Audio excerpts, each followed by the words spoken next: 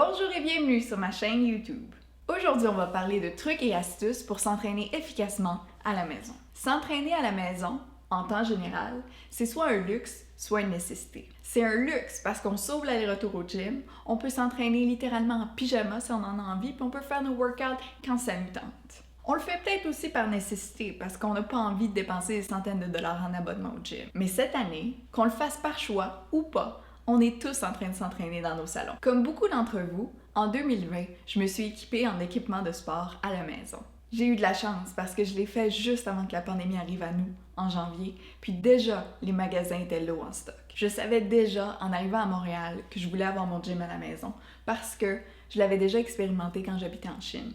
Puis, quand je suis allée visiter les gyms à Montréal, oh my god, non. La décision était facile, j'ai investi dans un gym à la maison, aucun regret. Mais peu importe à quoi ressemble ton setup à la maison, si tu veux commencer à t'entraîner ou si tu t'entraînes déjà et que tu veux optimiser tes chances à bâtir et maintenir ta masse musculaire, voici quelques trucs et astuces. Regarde autour de toi. Tu vas te rendre compte assez vite qu'il y a une tonne de choses que tu peux utiliser pour ajouter de la résistance et de la complexité à tes entraînements. Tu peux utiliser des chaises, des sacs de patates, des cannes, même une bouteille de vin si c'est la seule chose que tu as dans ton frigidaire en ce moment. Même ton divan et tes chaussettes vont être utiles pour t'aider à optimiser tes chances à avoir un super bon entraînement à la maison.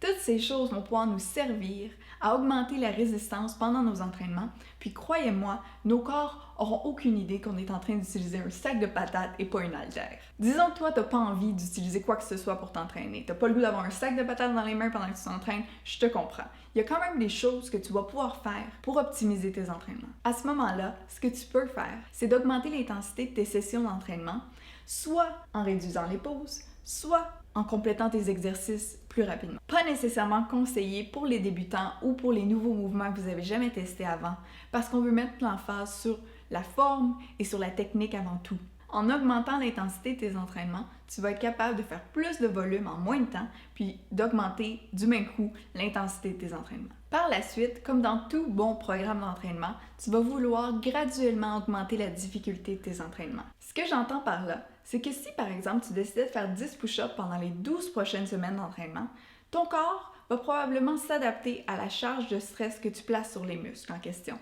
Puis, va probablement être capable de faire les 10 push-ups de façon beaucoup plus efficace qu'avant.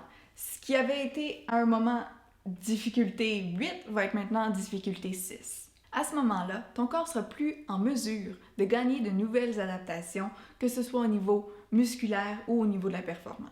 Prenons un exemple concret. Avec seulement le poids de ton corps, tu peux probablement faire une tonne de squats. Mais je pense pas que tu vas vouloir en faire une centaine pour t'épuiser. Donc, ce qu'on va devoir faire, que ce soit pour le squat ou pour n'importe quel autre mouvement, c'est d'augmenter la difficulté technique ou l'intensité.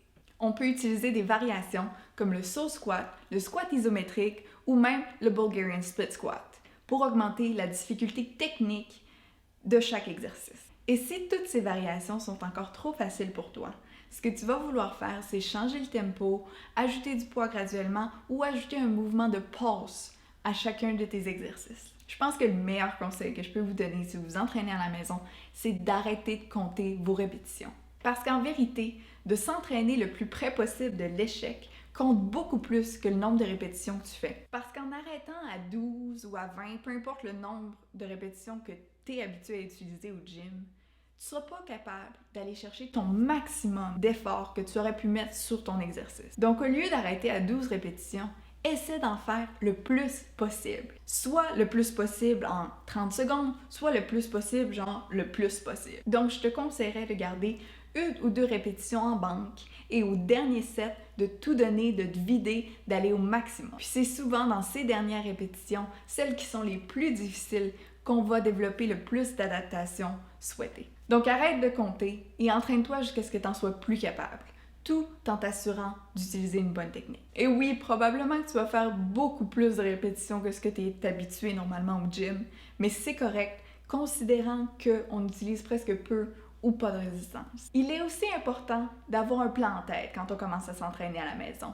D'ailleurs, la même chose s'applique pour l'entraînement en salle. Si on décide de faire un peu de ceci, un peu de cela, on ne pourra jamais optimiser les résultats de notre entraînement. Sans un bon plan en tête, on risque d'être un peu lâche, puis d'en faire un petit peu moins qu'on aurait été capable d'en faire avec un plan précis, prédéterminés. Ça va peut-être vous permettre d'être un peu plus motivé aussi. Quand vous arrivez du travail ou quand vous vous réveillez le matin puis que c'est le temps de vous entraîner, au moins vous savez ce que vous avez à faire.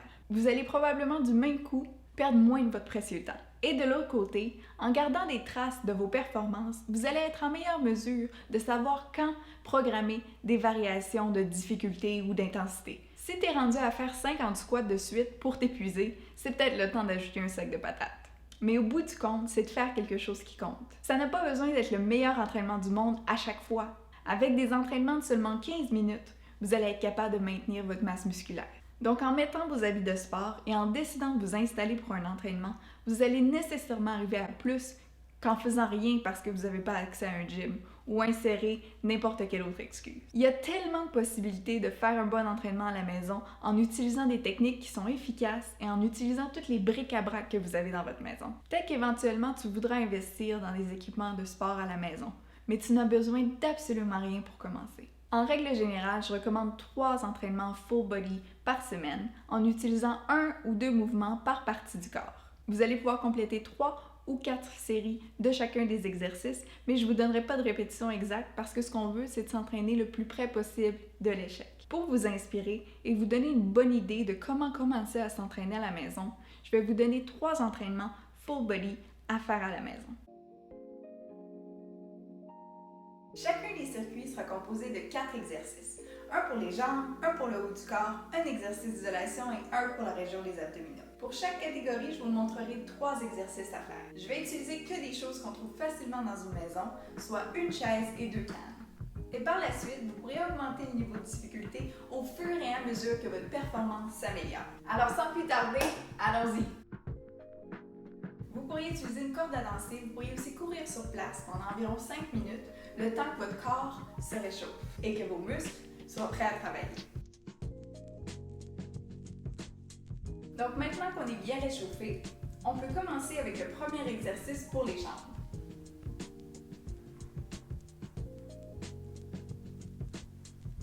Par la suite, nous allons performer un hip thrust en utilisant toujours une chaise.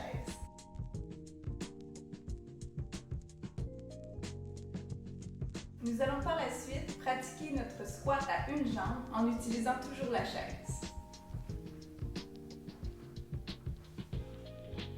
Descendre de façon contrôlée et remonter.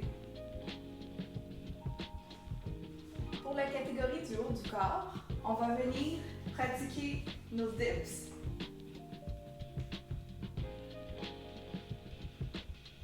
Comme prochain exercice, nous allons performer un push-up traditionnel.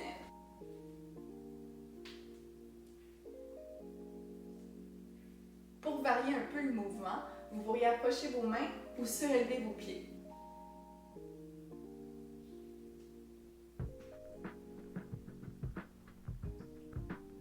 Le prochain exercice va venir travailler les épaules.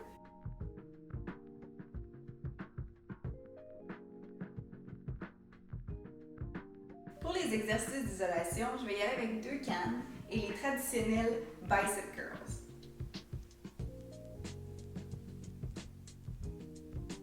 Par la suite, toujours avec les cannes, on va venir travailler sur nos triceps.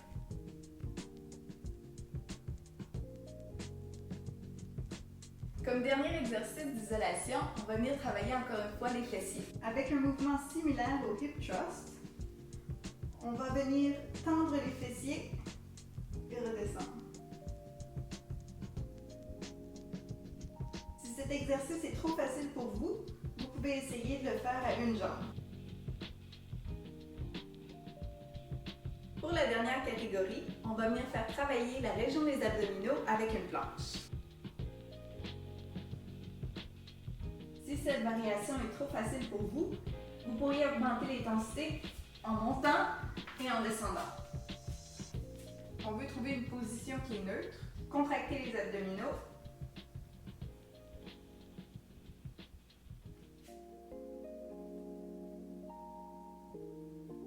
En utilisant une canne, ça ajoute une résistance additionnelle. Donc voilà ce qui complète la vidéo. Vous pourrez suivre chacun des circuits selon l'ordre suggéré dans la description ci-dessous. Alors j'espère que cette vidéo vous inspirera à vous entraîner plus efficacement à la maison et à bientôt pour plus de contenu sur le monde du sport.